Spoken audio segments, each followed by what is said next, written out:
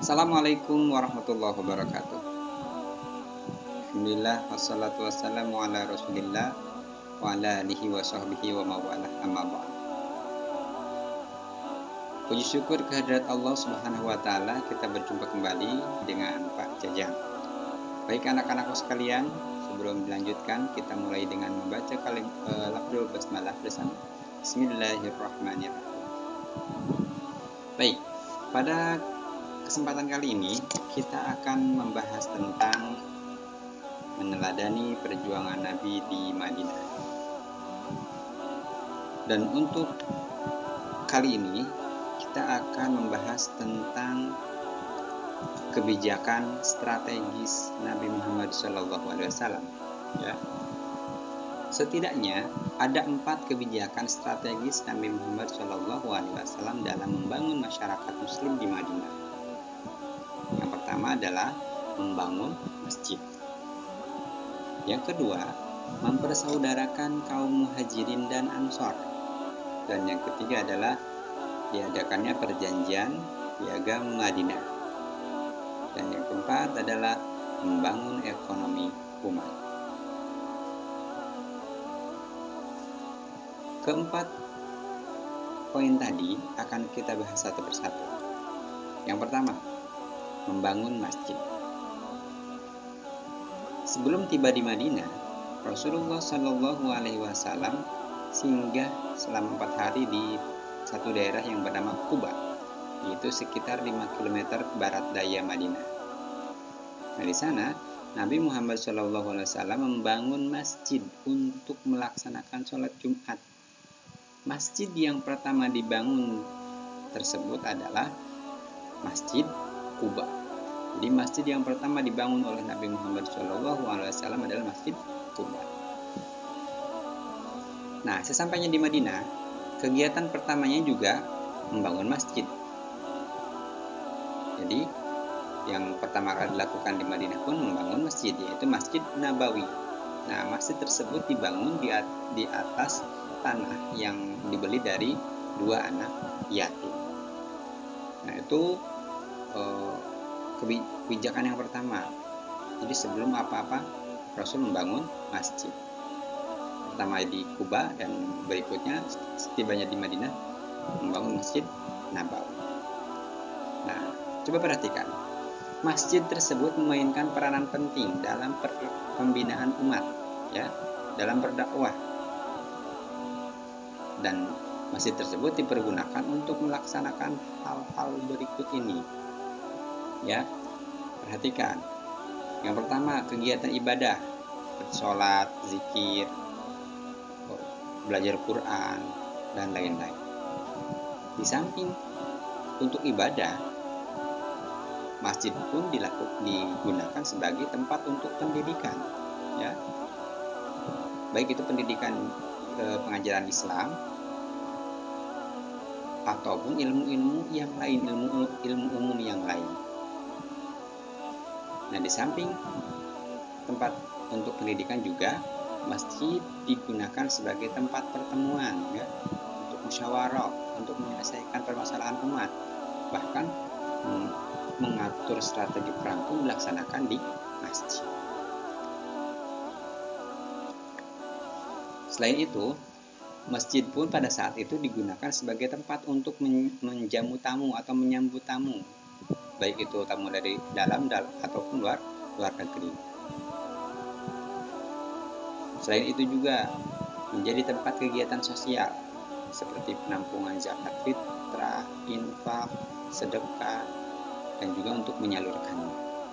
Selain itu, masjid juga digunakan sebagai tempat tinggal bagi orang-orang muhajirin yang miskin.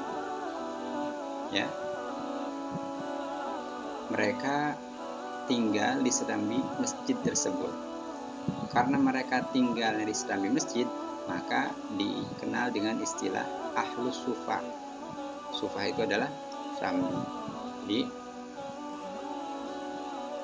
kaum muhajirin yang bertempat tinggal atau berdiam diri di masjid dikenal dengan istilah ahlus sufah, karena mereka tinggal di emper-emper masjid atau di serambi-serambi masjid. Nah, selain itu juga masjid berfungsi sebagai tempat mengobati orang sakit atau mengobati para mujahid yang terluka di medan perang. Nah, jadi pada masa Rasulullah, pada awal-awal Islam berdiri, masjid itu bukan hanya sebagai tempat sholat, tempat ngaji saja, tapi berfungsi untuk semua kegiatan, dari mulai menerima tamu, menyambut tamu, kegiatan sosial, pendidikan, dan sebagainya. Itu yang pertama, membangun masjid. Yang kedua, kebijakan strategis Nabi adalah mempersaudarakan kaum muhajirin dan ansor. Sebelum kita bahas, kita cari tahu dulu, apa itu kaum muhajirin, apa itu kaum ansor. Kaum muhajirin artinya adalah orang-orang yang berhijrah dari Mekah ke Madinah. Jadi orang muhajirin ini istilah untuk sahabat-sahabat Nabi, umat-umat Islam yang ikut hijrah dari Mekah ke Madinah. Nah, sedangkan kaum Ansor adalah orang-orang Madinah asli. Mereka disebut Ansor itu kenapa? Karena mereka memberikan segala bentuk bantuan yang dibutuhkan oleh saudara-saudara mereka yang datang dari Mekah. Jadi kaum Ansor ini adalah orang-orang yang membantu segala kebutuhan saudara-saudara mereka dari Mekah, yaitu kaum muhajirin. Nah, setiap orang muhajirin ini dipersaudarakan dengan kaum Ansor. Istilahnya diangkat saudara. Abu Bakar Siddiq dipersaudarakan dengan Kharijah bin Zaid. Abu Bakar kan muhajirin dari Mekah, sedangkan Kharijah bin Zaid adalah kaum Ansor, orang Madinah. Nah, mereka dipersaudarakan. Selain itu ada lagi Umar bin Khattab yang dipersaudarakan dengan Itban bin Malik. Ada lagi Hamzah bin Abdul Muthalib. Ada lagi Abdurrahman bin Auf. Banyak lagi. Nah, mereka ini dipersaudarakan sebagai strategi Rasul dalam mengembangkan dakwah Islam di Madinah. Baik, sekarang yang ketiga. Salah satu kebijakan strategis Nabi Muhammad adalah adanya perjanjian Piagam Madinah. Nah, apa sih Piagam Madinah ini? Piagam Madinah adalah perjanjian damai antara umat Islam dengan kelompok-kelompok keagamaan yang ada di Madinah. Karena di Madinah itu ada agama Yahudi dan ada juga agama-agama musyrikin yang lain. Nah, dengan Piagam Madinah ini, maka diciptakanlah suatu bentuk toleransi.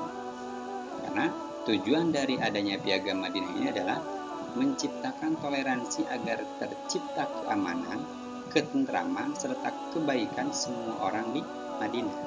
Jadi antara orang Islam dengan penduduk Madinah, agama-agama yang ada di Madinah, mereka saling menghargai.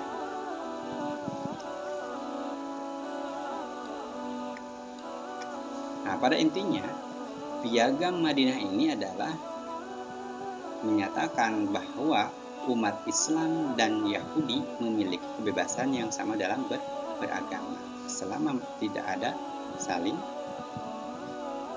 memusuhi, tidak ada yang saling menyakiti. Dengan piagam ini juga, Madinah menjadi negara Islam pertama yang berdaulat, yang toleran dan kuat, dan Rasulullah adalah sebagai kepala negara. Nah, yang terakhir, kebijakan yang diambil oleh Rasulullah adalah membangun ekonomi umat. Karena salah satu cara Nabi dalam membangun ekonomi umat ini adalah dengan membangun pasar. Karena Rasul menyadari pasar adalah salah satu pusat perekonomian waktu itu. Nah, pasar yang pertama dibangun oleh Nabi Muhammad SAW pada waktu itu, pada awal-awal masa hijrah adalah pasar Munakhoh, ya.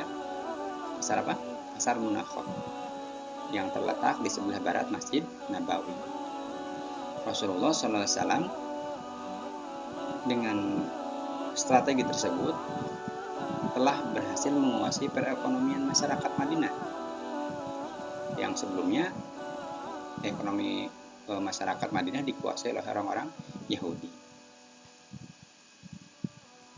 Beliau juga, Rasulullah, membangun sistem ekonomi Islam yang sekarang dikenal dengan istilah sistem ekonomi syariah yang adil, jujur, dan anti riba.